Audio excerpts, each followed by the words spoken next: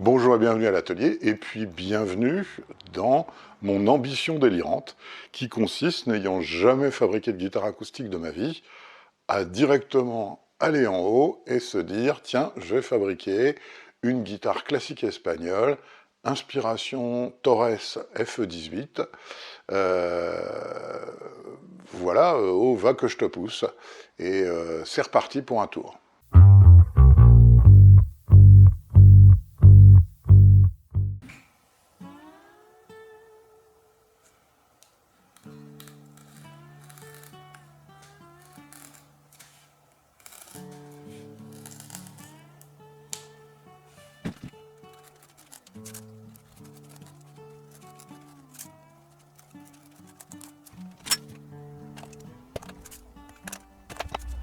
Voilà, on a donc deux baguettes qu'on va pouvoir aussi saucissonner pour les intégrer dans la rosette. Mais avant, il faudra, puisque là elles ont une section rectangulaire, en faire des trapèzes isocèles. Le problème dont il faut qu'on s'occupe dès maintenant, c'est qu'au centre, il va y avoir les petits échiquiers ou les petits damiers. Hein. Ce sont ces éléments-là qui vont venir se positionner au centre comme ça. Le problème, c'est qu'ils sont rectangulaires. Et là, on a un cercle. Donc, on pourrait dire, bah, les interstices vont être remplis de colle, hein, c'est-à-dire que je vais les mettre comme ça, et puis ils prendront un petit angle. Et puis ils suivront le truc, mais ça fait quand même pas qu'un petit angle, hein, ça fait quand même un interstice assez important. Et c'est pour ça qu'on a fabriqué ces petites baguettes en collant du noir et du sycomore naturel. Sauf que ça, c'est aussi un rectangle. Donc l'idée, c'est de faire de ça des trapèzes, de manière à ce qu'ils soient intercalés entre deux damiers, et que ça permette comme ça de suivre tout le cercle de la rosette. Alors on pourrait faire des calculs d'angles sophistiqués, etc. Mais il y a une méthode toute simple. Je vous montre. On va ranger ça.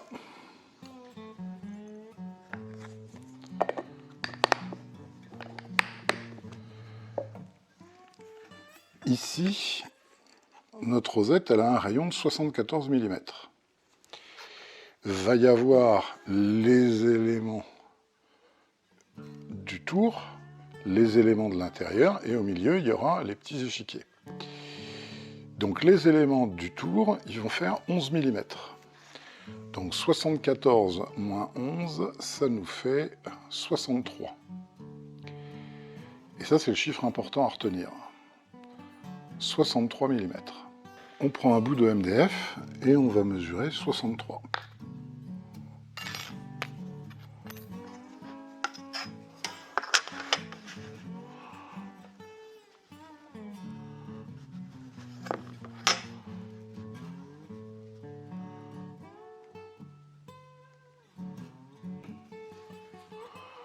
Et on va mesurer aussi le double, c'est-à-dire 126.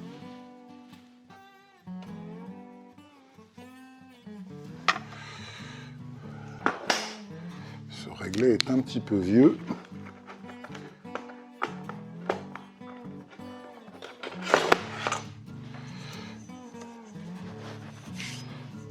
On va prendre celui-là. Donc on a 63 et 126.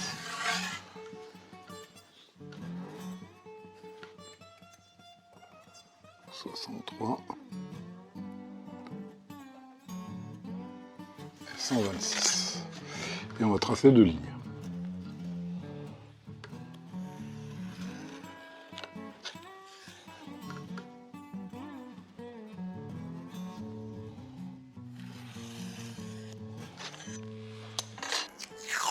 On va mettre un bout de ruban de masquage.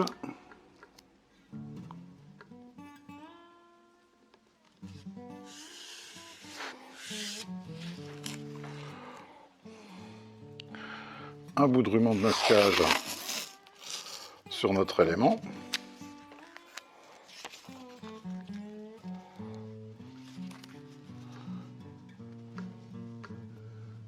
Essayons d'être un peu précis pour changer.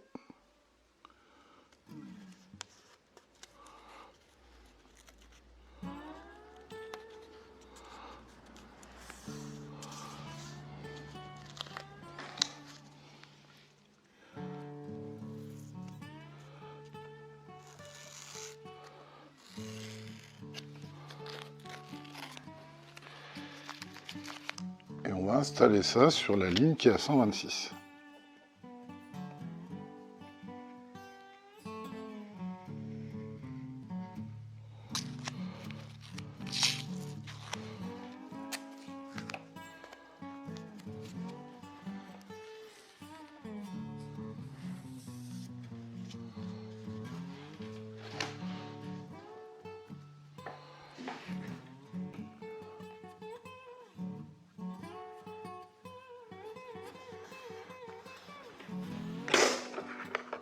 On va mettre du crayon pour marquer la surface.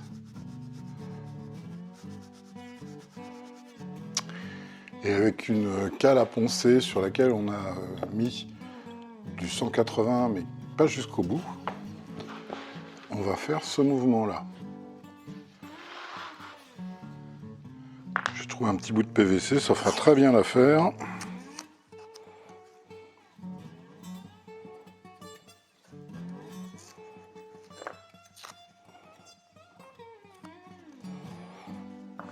Ruban de masquage.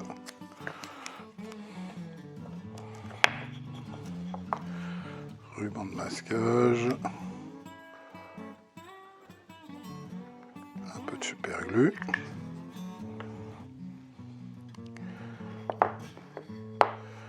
Et on va coller ça à 90 degrés.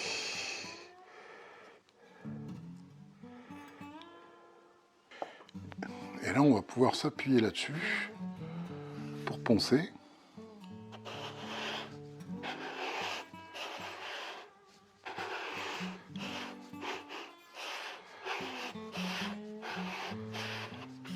Jusqu'à ce qu'on ait fait disparaître. Ce qu'on a fait là, en fait, on le voit si on regarde de côté, c'est qu'on a fait la moitié. C'est-à-dire que maintenant, la face inférieure et le côté sont plus à 90 degrés, ils sont à l'angle qu'il nous faudra. Une fois qu'on a fait ça, on décolle.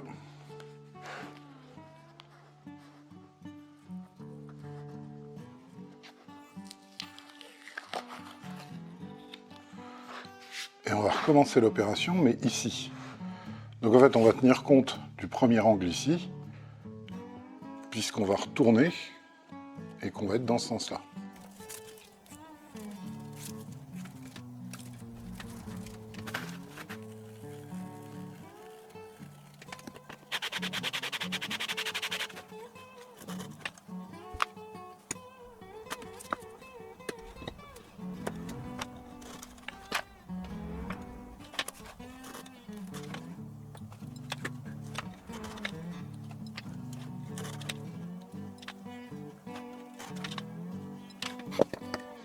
Dans cette première partie, qui est consacrée au détail de la fabrication de la rosette de la FE18, enfin style FE18, on est arrivé au point où on a la totalité de nos éléments, et une rosette c'est rond, donc va falloir les cintrer. Et là, ça nous amène à parler un peu des fers à cintrer. Alors, si vous allez dans le commerce, vous allez trouver une multitude de fers à cintrer pour luthier. Et il y a tous les prix. Voilà, je vous mets des exemples. Ça va d'une chinoiserie à du Stumac, en passant par avec ou sans variateur de puissance, etc. Quel que soit celui que vous voyez, ils sont tous extrêmement peu commodes en fait. Et ils sont extrêmement peu commodes pour une simple raison, c'est que nous, ce qu'on voudrait, c'est avoir un cintrage rond. Mais vous pouvez aussi vous en servir pour cintrer les éclisses, et le problème est exactement le même. En gros, l'idée, elle est simple, c'est que sur le marché, tous ces fers à cintrer électriques ont été prévus pour des luthiers qui fabriquent des violons. Et ça veut dire qu'il y a deux courbes, c'est une forme en forme d'œuf, en fait, avec deux courbes qui sont absolument nickel, très pratiques, si on veut cintrer des éclisses de violon, par exemple. Mais pour une guitare, ou pour une rosette qui est ronde, c'est extrêmement mal commode, en fait, et c'est ce genre d'outil a dégoûté un certain nombre de gens que je connais de les utiliser pour faire du cintrage. Sans compter leur prix, bien entendu. Alors, si on regarde, on va regarder, il y a très très longtemps, j'ai acheté le modèle Stumac et je vais vous montrer qu'est-ce qu'il y a dedans. Donc voilà la chose, ça vaut cher, et globalement c'est composé, voilà la forme d'œuf dont je vous parlais, qui est extrêmement peu pratique, c'est de l'alu brossé, bon voilà, vous savez comment on obtient de l'alu brossé, hein, on prend de l'alu et puis on utilise du 120, et puis on obtient de l'alu brossé. Bon, toujours est-il que c'est tenu par deux vis, qu'on va enlever, et à l'intérieur, on a une résistance chauffante. Et ça, c'est de l'alu moulé creux, ce qui fait gagner aussi du coup au niveau métal. Donc on a une résistance chauffante, et on a un variateur. Et puis le reste, c'est un bloc de bois. C'est un bloc de bois dans lequel ont été faits deux trous pour maintenir sur l'établi avec un serre-joint. Alors pourquoi Stumac ils ont fait ça? C'est tout simplement parce que faut le maintenir comme ça, parce qu'il n'y a pas moyen de le serrer contre un étau. Sur cette face-là, on va tomber sur le variateur. Sur cette face-là, ils ont fait intelligemment sortir le fil, quoi. Si bien que on n'a pas de face pour bloquer entre les taux, d'où les deux trous qu'ils ont fait. Bon, c'est pas... voilà. C'est encore un manque de bon sens. Imaginons que vous n'en ayez pas et que vous vouliez le fabriquer vous-même. Ou bien que vous en ayez un et que vous vouliez l'adapter, en fait, à ce qu'on veut faire, c'est-à-dire travailler sur une guitare classique, acoustique. Premier cas de figure, il n'y en a pas. Un variateur, c'est 8 €.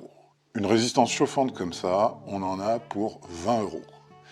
Et on peut acheter dans n'importe quel site de matériaux ce qu'on appelle du rond en aluminium, donc celui-là est plein encore, de 6 cm de diamètre, et ça vaut 18 €. Il faudra le maintenir dessus, et donc on peut investir un petit peu de sous, ça vaut une vingtaine d'euros, ou 15 € je crois, pour avoir un support avec une partie à laine qui nous permettra de le bloquer bien vertical sur un support en bois qu'on se fabriquera. Il suffit pour ça de mettre des couches de contreplaqué pour obtenir un bloc de bois, ou bien si vous avez un bloc de bois, vous pouvez utiliser un bloc de bois. Voilà, c'est pas... Donc, globalement, ça coûte pas grand chose, beaucoup moins cher en tout cas que tout ce qu'on trouve, y compris les chinoiseries. Le seul truc, c'est bien sûr qu'il va falloir ici percer, et ça, on peut le faire autour, ou si vous connaissez quelqu'un, le faire, de manière à pouvoir insérer dans ce rond alu la résistance, à peu près jusqu'ici. On s'y met. Alors c'est peut-être pas la méthode idéale, mais la méthode que moi j'utilise pour percer des trous dans de l'alu ou dans n'importe quel métal d'ailleurs, ça consiste à avoir une progression à chaque fois d'un demi-millimètre ou d'un millimètre pour les plus grosses. Ça sert à rien et c'est même dangereux de tout de suite attaquer avec une mèche de 14 un bout de métal. Hein. Il vaut mieux commencer petit à petit avec une mèche de 3 et monter au fur et à mesure, on aura un trou beaucoup plus propre. Dites-moi dans les commentaires si vous avez une autre méthode. Alors j'ai pas de gros tours à métaux, parce que je travaille assez peu finalement le métal. Par contre j'ai le One Way, qui est un tour à bois, mais qui est un tour à bois qui fait 400 kg, et avec variateur, etc. Et qui devrait permettre de faire le boulot sans problème. Il est équipé avec des mandats, donc on devrait y arriver comme ça.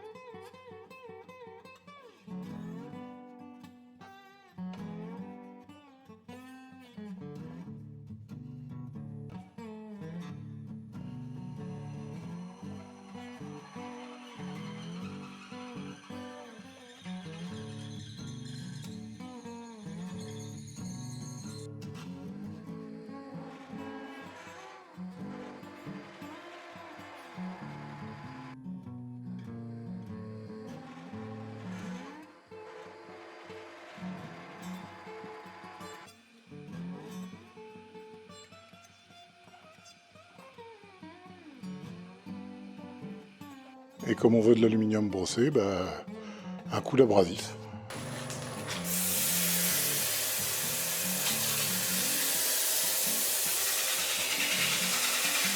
Voilà, on a notre rond en alu dans lequel on a fait un trou de 26 sur 30 mm, puis un trou de 100 de la largeur ici de 13 mm. Pourquoi j'ai fait le trou? C'est pour que les fils ne soient pas obligatoirement en contact avec le métal. Et évidemment, avant de monter tout ça, on va dégraisser à l'acétone. C'est pas une bonne idée de laisser de l'huile de coupe dans un truc qui va chauffer quand même, a priori.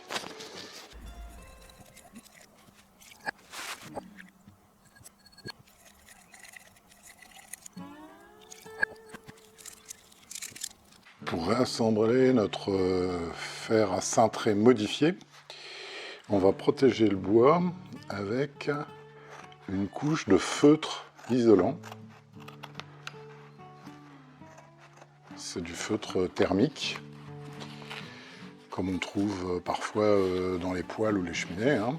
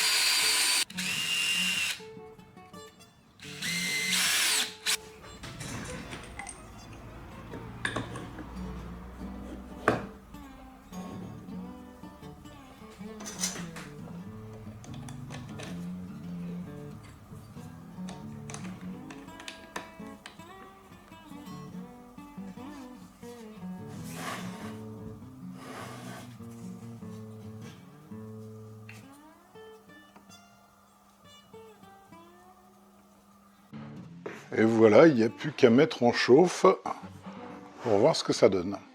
On va commencer par le plus difficile. Et le plus difficile, c'est les flèches.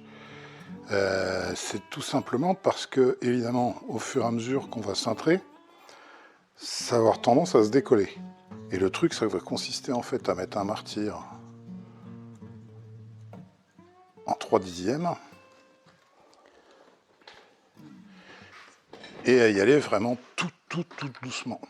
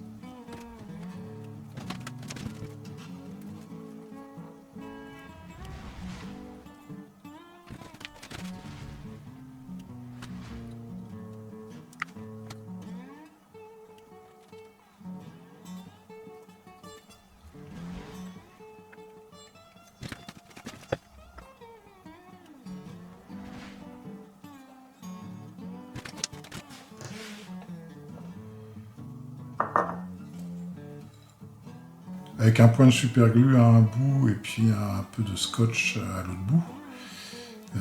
Je mets dans l'ordre les éléments. Je peux pas tout faire parce que y a eu quelques petits ratés au niveau du cintrage des flèches, qui est le plus compliqué à cintrer bien sûr. Et donc là j'ai mis de la colle à bois et je suis obligé d'attendre de là. L'idée c'est de faire élément par élément.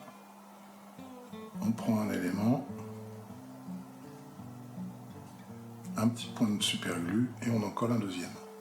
De temps en temps on fait des essais sur l'empreinte qu'on a usinée en MDF et ça permet de vérifier qu'on ne s'est pas trop gouré. Et là par exemple je m'aperçois que je suis trop court au niveau du noyer et du sycomore en 3/10, puisque la touche fera 62 et donc il faut qu'elle couvre complètement la rosette.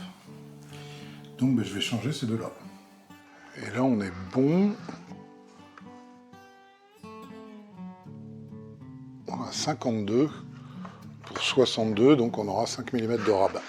Voilà, ça demande un petit peu de patience. Et là on a une demi-rosette et on va laisser toute la nuit parce que le bois va prendre la forme. Au besoin, si jamais on avait trop serré ou s'il y avait trop de contraintes, on peut mettre un coup à ce niveau-là, un coup de décapeur thermique. Et on met des petits bouts de scotch pour remplacer les épingles.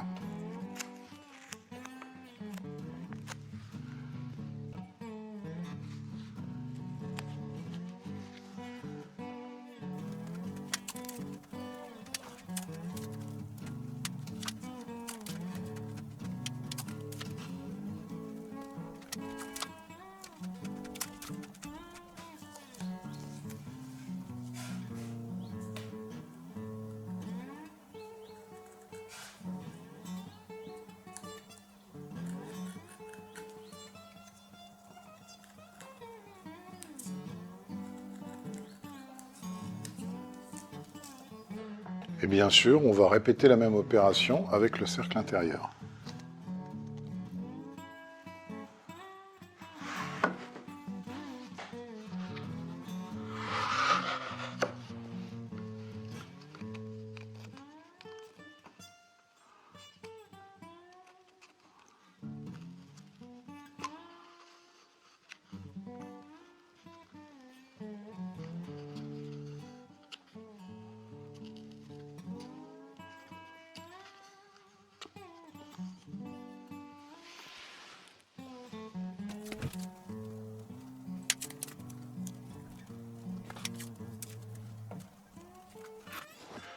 Et on arrive au moment de vérité.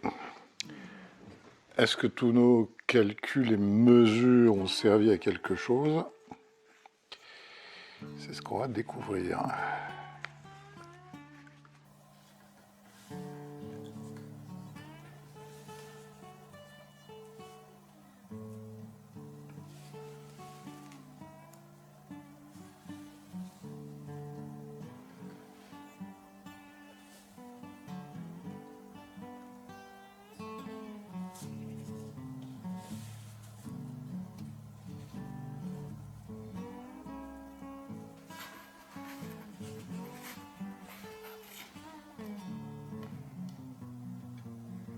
Et là, la précelle de Numismat, et on va les installer un par un.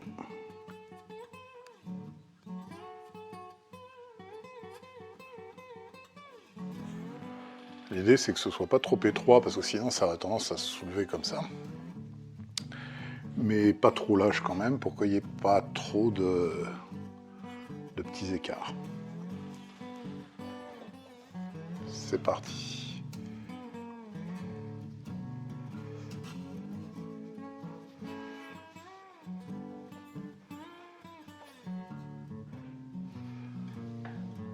On met le côté brut de sillage sur le dessus.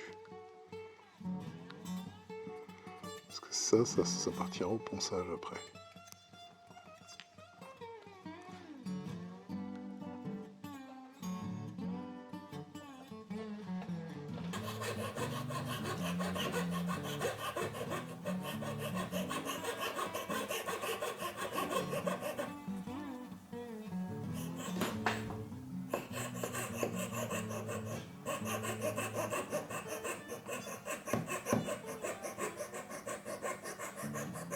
Bon, j'ai un petit peu merdé au niveau des mesures. Donc là, ça va être trop grand par rapport à la touche qui va venir là-dessus. Donc j'ai fabriqué un petit casse-misère avec du reste d'ébène qui viendra se positionner ici, comme ça. Et l'ensemble affleurera, ça devrait être pas trop laid. Le petit truc pour rentrer les éléments, c'est qu'en fait on les met comme ça, dans ce sens-là.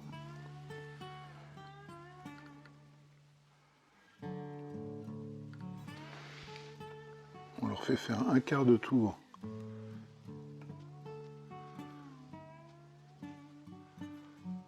pour les positionner comme ça. Et là on les abaisse. Et on serre. On monte comme ça. On tourne. On abaisse. Et on serre. Voilà, tous les éléments sont en place. Tout est scotché. On ne m'empêchera pas de penser quand même que dans l'histoire de la lutherie, il y a un mec qui s'est dit « Tiens, qu'est-ce que je pourrais faire pour emmerder les petits vieux qui portent des lunettes hein ?» Mais ça a l'air de tenir. Et là, faut pas hésiter à boire un grand verre de bourbon du Kentucky. Parce qu'évidemment, pour pouvoir mettre la colle, va falloir ressortir l'ensemble en évitant que ça explose en vol.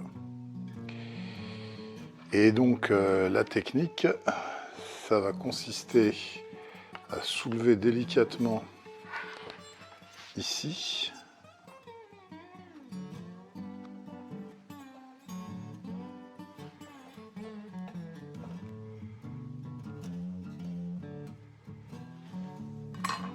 Je vais prendre plutôt ça.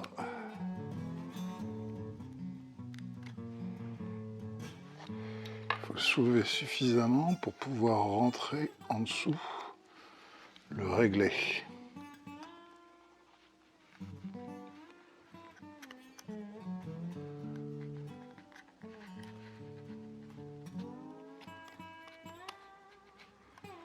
Voilà, une fois qu'on en est là, on met le réglet au centre et on va sortir comme ça petit à petit notre ensemble.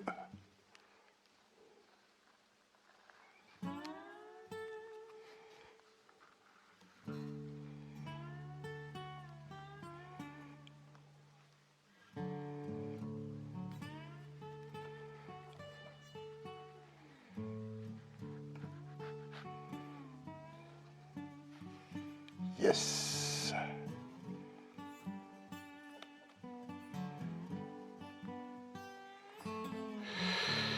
Finalement, comme il y aura le ruban de masquage, là-dessus je vais mettre 2 épaisseurs de liège parce que je ne suis pas parfaitement à niveau partout. Et je voudrais que ça appuie bien sur tous les éléments de la rosette quand on va serrer. Donc on va mettre 2 couches.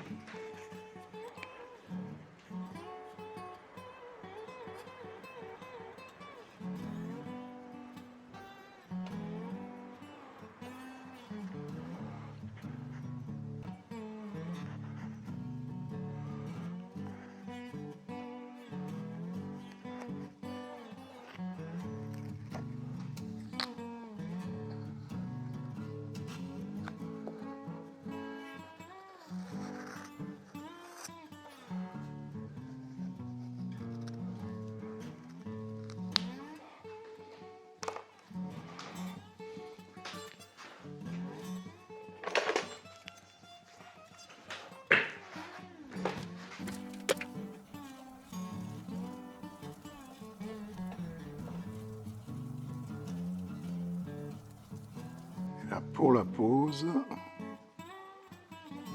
faut surtout pas appuyer au milieu, parce que là on ferait tout exploser en vol.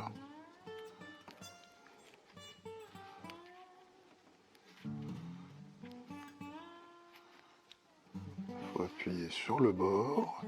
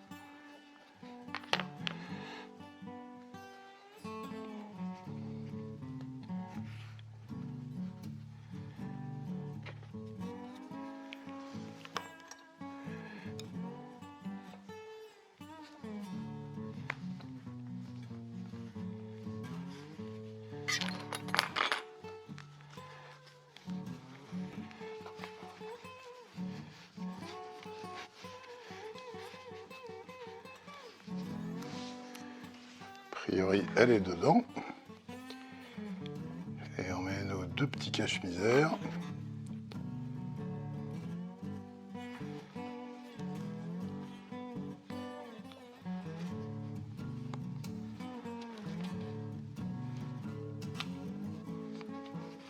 Qui vont venir ici.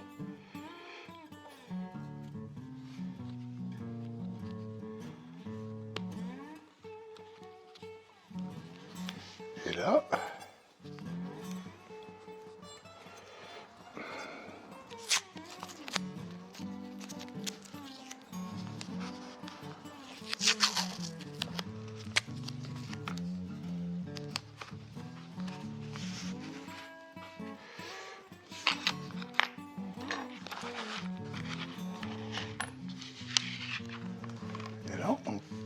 on doit être tout bon, je pense.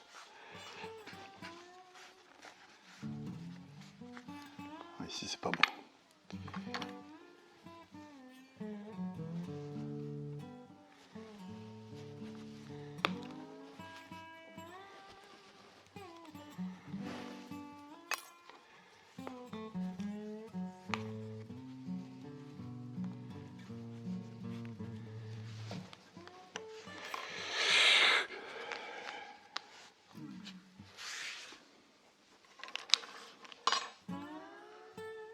Et on peut installer notre petit système.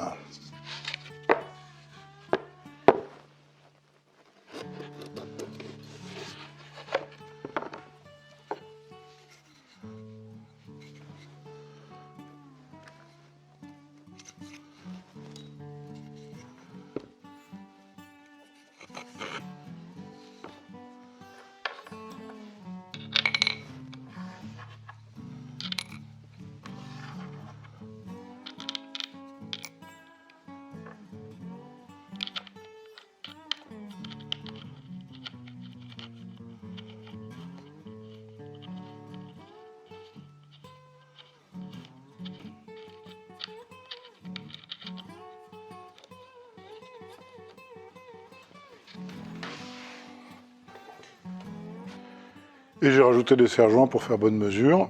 Enfin bon, les 3 que j'avais qui avaient la distance.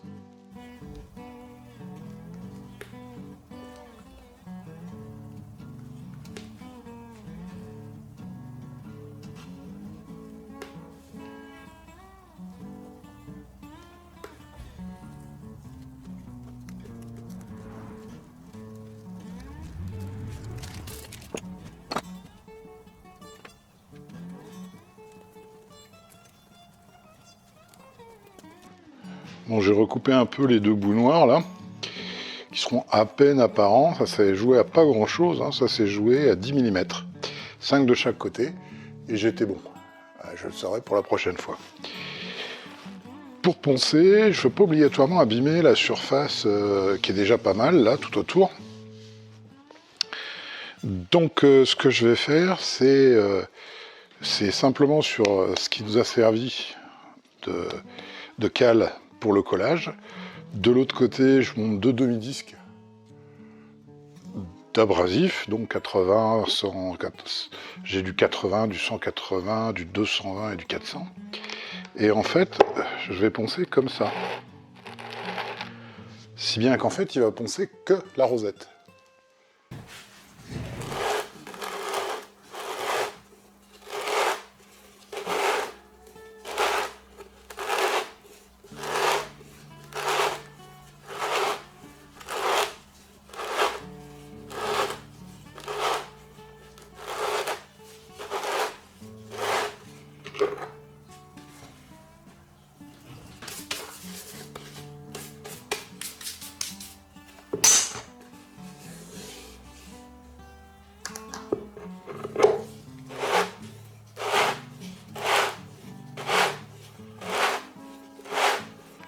Bon, à part la grosse bêtise de l'oubli du calcul du périmètre, mais ça devrait vraiment être quasiment masqué, je dirais. On verra quand on fera la touche. Appelez ça la chance des débutants. Il y a bien sûr des défauts, hein, je vais vous faire des zooms, mais pour la première fois que je fais ce genre de petit exercice, je trouve que ça s'est plutôt pas mal passé. Voilà, c'était une étape importante, c'est quelque chose que je n'avais jamais fait. Et finalement, j'en suis assez content, honnêtement, pour une première. Ce que je vous propose, c'est la semaine prochaine de vous parler d'électricité verte, dans le cadre du réchauffement climatique, et en particulier d'énergie hydroélectrique, puisque ce sera un spécial écologie. Si vous êtes d'obédience écologiste et que vous n'êtes pas abonné, c'est le moment ou jamais pour ne pas rater cet épisode énergie verte. D'ici là, vous pouvez aussi passer dans la boutique où là, ce sont des bois rares et exotiques, donc là, il y a de l'empreinte carbone, ça cause quoi. Mais ils sont magnifiques. Malheureusement, la nature a un petit peu plus doté l'équateur et les tropiques d'arbres somptueux, ce que vous trouvez dans la boutique en général. À la prochaine fois.